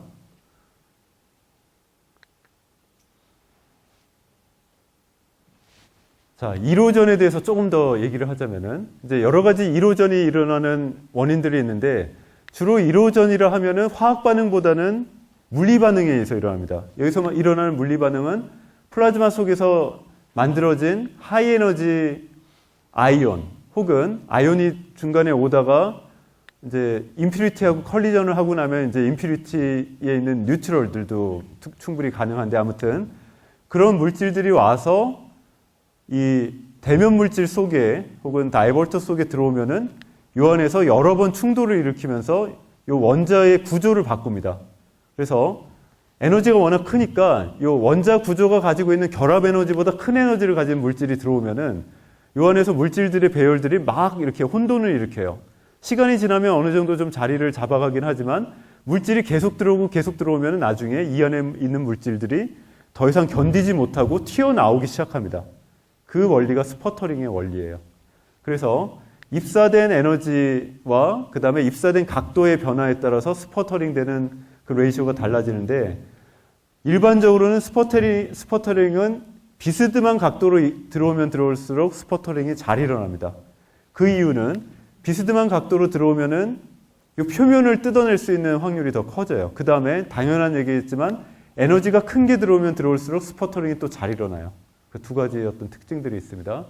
그 다음에 이제 페이싱 머티리얼도 마찬가지로, 이거 그래파이트 쓴 거 이건 탄소 물질인데, 그 K스타 경우도 그렇고 아니면 다 작은 토카막들은 예전에 다 그래파이트를 대면 물질로 썼기 때문에 이제 그 경우를 얘기하는데, 예를 들어서 듀트륨이나 아니면 트리튬이 들어오면은 에너지가 크면 얘가 물질을 뚫고 속으로 들어올 수가 있어요. 그 다음에 이 속으로 들어온 것이 하이드로카본, 그러니까 수소와 카본이 결합된 상태로 튀어나오게 됩니다. 그래서 이제 CXDY 이런 식이 되어 있는데, 이제 T가 들어올 수도 있죠, 이 자리에. 그래서 X와 Y는 이미 정수가 돼요. 그래서 정수비를 가지는 이런 물질들이 튀어나오게 돼서 그러면은 이 물질들이 그 안에서는 부풀어 오르겠죠. 그래서 그거에 대한 설명들이 여기 있는 거고요. 그래서 이거를 보면은 yield per hydrogen. 그래서 수소 원자가 하나가 들어올 때마다 yield 레이셔가 어떻게 되는지를 이제 관찰을 해봤더니, 자, 이건 디태치드 플라즈마인 경우니까 아까 설명한 것처럼 플라즈마 앞에다가 가스를 뿜어가지고 플라즈마를 디태치를 시킵니다. 그러니까 요 얘기예요. 가스를 품어가지고 플라즈마를 디태치 시켰을 때 뿜어주는 가스를 뭐로 쓰느냐에 따라서 그 결과물들이 달라진다는 것을 지금 설명하고 있습니다. 그래서 일드, 하이드로전이 하나 들어올 때마다 나오는 일드가 이제 다양한 가스들을 이렇게 썼을 때 그 값이 달라진다는 것을 이제 얘기를 하고 있고요.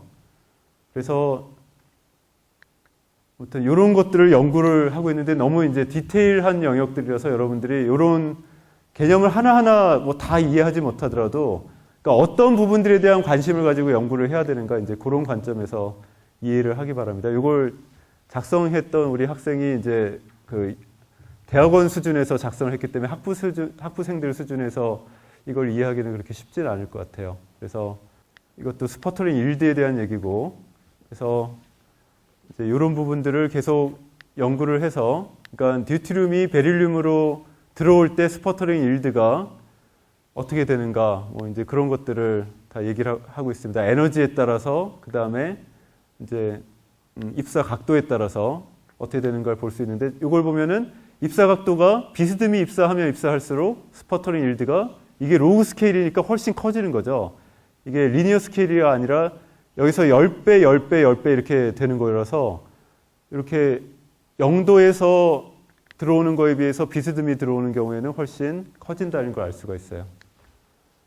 그리고 이제 이것도 마찬가지로 서피스가 러프한 경우에 어떻게 되는가, 뭐 이제 그런 것들을 다 사람들이 연구를 합니다. 그래서 면의 특징, 그리고 입사되는 파티클의 각도 등등등을 바꿔가면서 연구를 했어요. 이건 왜 중요하냐면은, 일단 파티클에 의해서 서피스 이로전이 일어나고 나면은, 원래 서피스의 모양이 이런 모양이었다면은, 여기서 이로전이 조금씩 일어나고 나면은 플라즈마가 바라보는 마이크로스코픽 서피스의 모양은 이렇게 아주 불규칙한 서피스를 갖게 되죠. 그러면은 플라즈마에서부터 들어왔던 입사 각도가 요 노멀 각도로 들어오는 거로 보면은, 면이 플랫할 때는 요 각도로 들어오니까 스퍼터링 일드가 그렇게 좋지 않았겠지만, 이 각도로 들어오면 스퍼터링 일드가 더 커질 수가 있다는 얘기예요. 그래서 이로전이 한번 된 면은 더 이로전이 쉽게 될 수가 있다는 얘기죠. 요 입장에서 보면은. 그리고 이로전 된 그 부산물들이 다른 데 가서 쌓이게 되겠죠. 그래서 이쪽은 파이고 이쪽은 쌓이게 되면은 이 모양은 더 불규칙하게 변하겠죠. 그래서 이런 변화가 많이 일어나고 나면 이 대면 물질은 더 이상 쓸 수 없는 물질이 돼버립니다. 그럼 갈아줘야 돼요. 근데 이걸 갈아주는 것 자체도 비용도 많이 들고, 이게 진짜 실용화된 원자로라면은 발전을 멈추고 이걸 다 갈아줘야 됩니다. 그러니까 이런 것들을 줄이는 것이 상당히 중요한 이슈예요. 이것도 넘어가겠습니다. 그래서 그런 이슈들이 있고, 더더욱 중요한 건 뭐냐면은 그 펄스 듀어레이션하고 파워 덴시티가 나오는데, 오랜 시간 동안 하이 파워로 노출을 시키면은 요 빗금친 영역은 irreversible material degradation이에요. 그러니까 머티리얼의 특성이 디그레이데이션이라는 거는 특성의 저하인데, 아까 제일 처음에 얘기한 것처럼 물질의 뭐 열적 특성 혹은 재료의 열적 특성과 기계적 특성이 어느 한계를 넘어가면 그게 더 이상 작동을 못하는 것과 마찬가지로 플라즈마 대면 물질도 디그레이데이션, 그러니까 자기 자신의 원래 가지고 있던 고유한 특성을 더 이상 작동 못하는 상황이 나타납니다. 그래서 아주 오퍼레이션을 길게 해도 그런 일이 일어나고, 아니면은 입사되는 파워 덴시티가 커진 경우에도 그러는데, 여기서 주의 깊게 봐야 되는 것은 이 엘름이라고 하는 ELM이라는 모드가 있어요. 오퍼레이션을 짧게 하더라도 엘름이라는, 이거는 엣지 로컬라이즈드 모드라는 건데, 엘름이라는 현상이 일어나면은 파워 덴시티가 확 올라가기 때문에 자칫 잘못하면은 플라즈마가 이 재료를 손상시키는 그 시간이 훨씬 짧은 시간에서 재료를 손상시킬 수가 있다는 그런 사건들이 일어납니다. 그리고 물리적으로 플라즈마 컨트롤을 잘못해서 플라즈마 불안정성이 생기는데, 그게 휘어져 나가는 방향이 월을 향하게 되면서 월을 만나게 되면 디스럽션이라는 게 일어나요. 이런 경우는 어떤 경우냐면은 마치 그 전기 스파크가 일어나는 것처럼 플라즈마가 월을 때려서 월이 거대한 손상이 일어나서 이 엄청나게 비싼 장치를 못 쓰게 되는 일도 일어날 수가 있습니다. 그래서 이런 것들을 막아야 돼요. 그래서 이런 것들을 막기 위해서 플라즈마가 대면 물질에 전달하는 히트 플럭스 덴시티를 어떻게 하면 줄일 수 있는가를 우리가 연구를 해야 됩니다. 그래서 이거는 이제 실제로 모든 것을 실험으로만 다 연구를 하기 어려우니까 컴퓨터 시뮬레이션이라는 걸 이용을 하는데, 제 연구 분야는 이제 컴퓨터 시뮬레이션이 연구 분야고요. 그래서 전 세계적으로 사용되는 코드들이 많이 있어요. B2라는 코드, 뭐 엣지라는 코드 등등등을 이용해서 엣지 플라즈마의 트랜스포트를 계산을 하고, 근데 엣지 플라즈마의 트랜스포트는 결국 어디서부터 와요? 코어에서부터 오죠. 코어에서부터 오는 걸 계산을 같이 해야 되는 게 옳아요, 사실은. 근데 같이 하는 게 너무 어려워요. 어려워서 코어 계산은 또 따로 합니다. 그리고 엣지에서 생성되는 플라즈마 트랜스포트를 계산한 것이 월에서 어떤 임퓨리티를 만들죠. 그리고 월 중간에는 그 플라즈마하고 월 중간에는 뉴트럴 스피시즈를 있어요. 왜냐하면 플라즈마의 온도가 낮아지기 때문에 100% 이온화가 되지 않는 상태라서, 그래서 뉴트럴도 계산을 해야 되고 불순물들, 임퓨리티도 계산을 해야 되고 엣지에는 플라즈마도 계산을 해야 되고, 그래서 이 세 가지를 같이 결합하는 코드를 이름하여 인티그레이티드, 종합적으로 결합된 엣지 코드라고 얘기를 합니다. 그래서 엣지 코드는 여러 개가 있는데, 그 B2 아이린, 뭐 U 엣지 드가, 그리고 뭐 이런 식의 코드들을 전 세계적으로 미국, 유럽 그런 데서 쓰고 있어요. 근데 여러분들한테 얘기를 하기엔 좀 어려워. 그 중에서도 우리 그룹에서는 이제 B2 아이린이라는 코드를 써서 그 독일의 율리히 연구소라는 데가 있는데, 거기서 이제 주로 일을 하고 있는 코드를 받아서 연구를 했습니다. 근데 이거는 다 자세히 얘기를 해주면 좀 어렵고, 자, 여러분들 제일 싫어하는 수식이 나왔습니다. 그래서 이 수식을 푸는 그 컴퓨터 시뮬레이션 코드를 만들었어요. 이거 전혀 이해 못해도 괜찮으니까 이것 때문에 좌절하지 말고요. 그래서 이런 컴퓨터 프로그램을 이용해서 뭘 했냐면은, 가스를 여기다 뿜어줬을 때 이 플라즈마 대면 물질에 전달되는 히트 플럭스가 얼마나 줄어드는가를 이런 식으로 컴퓨터로 계산을 해야 돼요. 왜 그러냐면, 이걸 컴퓨터로 계산하지 않으면은 직접 만들어서 실험을 해야 되죠. 그런데 만들어서 실험해서 대면 물질이 그걸 견디지 못하면 다 녹아서 없어지고 그러니까 엄청나게 돈도 많이 들고 시간도 많이 들겠는데, 컴퓨터로 계산을 하면은 돈과 시간과 아무튼 인건비 뭐 그런 거 다 줄일 수가 있어요. 그리고 컴퓨터로 계산을 하면 내부의 메커니즘을 알 수가 있습니다. 실험으로 측정을 하면은 이게 상했는지 안 상했는지, 열이 얼마나 왔는지 그 정도만 알 수 있지만 컴퓨터 시뮬레이션을 하면 어떤 원리에서 이게 줄어들고 늘어나는지, 어떻게 하면 뭐가 어떻게 달라지는지를 그런 걸 다 볼 수가 있어요. 그래서 컴퓨터 시뮬레이션 연구를 하고 있고요. 그래서 여러분들이 이런 연구를 하는 그 많은 선택 포인트 중에 하나가, 미래에 선택할 수 있는 일들 중에 하나가 컴퓨터 시뮬레이션도 중요한 일 중에 하나입니다. 이런 걸 직접 장치를 만들고 재료 특성을 실험하고 등등등을 하는 것도 한 분야고, 이런 장치를 실제 토카막 장치에 인스톨 했다고 생각하고 거기서 컴퓨터로 계산을 하는 것도 한 분야고요. 그래서 이런 자세한 얘기들은 그냥 넘어가겠어요. 시간도 좀 그렇고.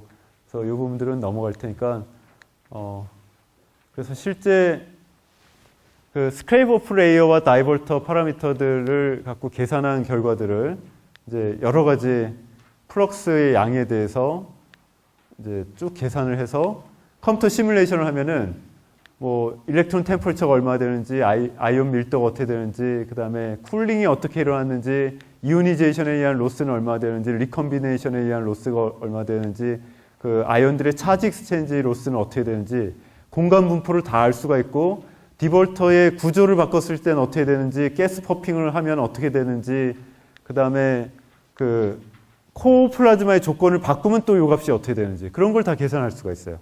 그래서 장치를 디자인을 합니다. 이런 거를 이용해서. 그래서 그런 디자인이 상당히 중요한 역할을 하고요. 그래서 미드 플레인 바깥쪽 영역 뭐 등등등이 있는데 이거는 그냥 좀 넘어가겠습니다. 그래서 이 부분을 먼저 보여드리면, 그래서 아이온들을 보면은 그 E 크로스 B 드리프트라는 거에 의해서 크로스 필드 트랜스포트로 B 필드의 수직 방향으로 이렇게 아이온들을 움직여요. 전자는 이제 아이온을 쫓아가고요. 그래서 그게 디볼터를 만나면 리사이클링이 일어나죠. 그래서 근데 그 과정에서 경우에 따라서는 이 안에서 수많은 또 다른 형태의 인스테빌리티가 생기기도 합니다. 그래서 이 빨간색 라인들을 보면은 이렇게 확정을 하면서 이렇게 또 드리프트를 같이 일어나는, 그래서 아이온들은 월 쪽으로 다가가면서 드리프트도 일어나는 그런 복잡한 모션들을 일으키고요. 그 다음에 임퓨리티 아이온들은 주로 대면 물질에서부터 임퓨리티가 튀어나온 다음에 이제 여기서 뭐 레이디에이션을 일으키면서 다시 사라지기도 하고 뭐 그런 식의 로스들이 일어나고요. 그 다음에 또 다른 형태는 또 뭐가 있냐면 뉴트럴들은 이 바깥쪽으로 마구 퍼져나갈 수가 있어요. 그러니까 차지드 파티클들은 자기장에 의해서 구속이 되지만 차지가 없는 파티클들은 자기장으로 구속을 할 수 있는 방법이 없습니다. 그러니까 플라즈마 대면 물질 바깥쪽에 있는 체인버 쪽으로 다 이렇게 튀어나갈 수가 있어요. 그러니까 이런 것들도 상당히 중요합니다. 그래서 차지 익스체인지가 일어나고 나서 이제 생기는 뉴트럴들이, 차지 익스체인지가 일어나면 에너지가 커지는데 에너지가 커진 뉴트럴들이 또 발생되기 때문에 이제 그런 것들까지도 다 생각을 해줘야 돼요. 그래서 이런 디자인을 그 컴퓨터 시뮬레이션을 이용해서 다 할 수가 있습니다. 그래서 이 결과들은 좀 넘어갈 테고, 그래서 그 이터 장치에 대해서 B2아이린이라는 그 코드, 또 다른 이름은 솔프스 코드인데 그걸로 시뮬레이션한 결과예요. 그래서 풀리 디태치된 플라즈마에서 일렉트론 템퍼처의 프로파일을 보면은, 자, 코어 쪽에서부터 그 바깥쪽으로 스크래프 오프 레이어 바깥으로 내려오면 템퍼처가 급감하죠. 그러니까 요 흰색은 아주 뜨거운 상태인데, 그러니까 100만 도 이상이 되는 온도에서부터 요 월 컴포넌트로 다가갈 때 이렇게 급감하게 되죠. 그 다음에 이거는 일렉트론 밀도입니다. 그래서 이쪽의 밀도는 10의 19승에서 10의 20승 퍼 큐빅 미터, 혹은 10의 13승 퍼 큐빅 센티미터, 13승에서 14승 큐빅 센티미터 정도를 가지는 그런 플라즈마 밀도가, 자, 이 밀도는 대기의 밀도가 10의 19승 퍼 큐빅 센티미터이기 때문에 우리가 살고 있는 대기 중의 밀도의 10만 분의 1 내지 100만 분의 1 정도 되는 밀도예요. 그 밀도를 가졌던 입자들이, 그 일렉트론들이 디태치드 된 플라즈마에서는 이렇게 쭉 감소하다가 다시 가스 퍼핑이 일어나는 것 때문에 이온화가 되면서 월 근처에서 밀도가 싹 올라가는 걸 알 수가 있습니다. 하지만 밀도가 올라갔더라도 여기서의 템퍼처가 거의 요거에 비하면 100만 도가 넘는 템퍼처에 비하면 아주 낮아졌기 때문에, 그래서 그러니까 a few electron volt, 그러니까 수만도밖에 안 되기 때문에 그 템퍼처를 가지고 높은 밀도를 갖고 있더라도 히트 플럭스는 아주 낮아집니다. 그래서 이 물질이 버틸 수가 있다는 얘기예요. 디태치를 시키면. 그리고 이제 이거는 애톰들에 대한 밀도고요. 그러니까 애톰이라 하면은 여기서 튕겨 나온 인피니티의 아톰도 있고, 그 다음에 중성 아톰도 있을 텐데 이제 그런 것들을 보여주는 거고, 그 다음에 이거는 H2 가스, 아마 뿜어준 가스가 H2인 것 같은데 그 H2 가스, 그 퍼핑이 된 가스의 밀도를 보여주고요. 그래서 상당히 많은 수가 이온화가 돼서 여기 또 남아 있기도 하고, 뭐 이런 식의 분포를 갖고 있습니다. 그래서 결론은 그 디볼터에 전달되는 히플럭스들을 감소를 시킬 수 있는 여러 가지 방법이 있는데, 그 방법 중에 하나가 가스를 여기다 뿜어줘서 플라즈마를 만들어서 감소시키는 방법을 사용할 수 있다. 이제 그게 내용이에요. 여러 가지 조건에 의해서 하이 리사이클링 모드에서 디태치먼트 모드로 바뀜에 따라서 그 안에서의 그 프로파일들이 어떻게 달라지는지를 보여주고 있습니다. 시간이 없어서. 그래서 아무튼 가스 퍼핑이 없을 때에 비해서 이렇게 뚝 떨어뜨릴 수가 있어요. 그 OMP라는 건 뭐냐면 요 토카마기 아웃사이드 요쪽 아우터 미드 플레인을 OMP라고 하고, PFR은 뭐냐면은 프라이빗 플럭스 리전이라고 얘기하는데, 그러니까 디볼터가 있는 부분과 대면 물질에 있는 부분이라고 생각하면 됩니다. 그냥 간단하게 얘기를 하면은. 그래서 가스 퍼핑이 없는 경우에 비해서 가스 퍼핑을 해주면은 수치가 한 10분의 1 정도 혹은 한 뭐 3분의 1 정도 그렇게 줄어들게 만들 수가 있다는 얘기입니다. 결론적으로. 이런 연구들을 수행한 걸 보여주고 있고요. 그래서 거의 시간이 다 됐나요? 예. 이 부분까지는 주로 플라즈마에 대한 인터랙션만을 얘기한 거고, 근데 시간이 좀 남으면 다른 얘기를 좀 하려고 했었는데, 플라즈마가 아니라 아까 14메가 일렉트론 볼트의 아주 강력한 에너지를 가지는 중성자가 들어온다 그랬죠. 근데 이 중성자에 대한 연구는 지금 상황에서는 없습니다.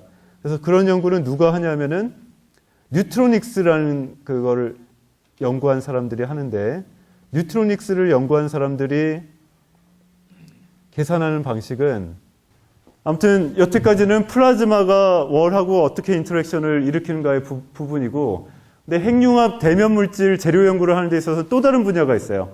또 다른 분야는 14메가 일렉트론 볼트를 가지고 있는 그 하이 에너지 뉴트론 중성자들이 물질 속에서 어떻게 움직이면서 아토믹 스트럭처를 어떻게 바꾸는가를 연구하는 또 다른 분야가 있는데, 그 분야에 대한 자료는 별도로 가져왔는데 지금 안 보이네요. 아무튼 그런 분야도 여러분들이 혹시 이제 재료나 뭐 그런 거를 연구한 사람들이 진출할 수 있는 분야 중에 하나입니다. 제 전문 분야는 아니에요, 사실은.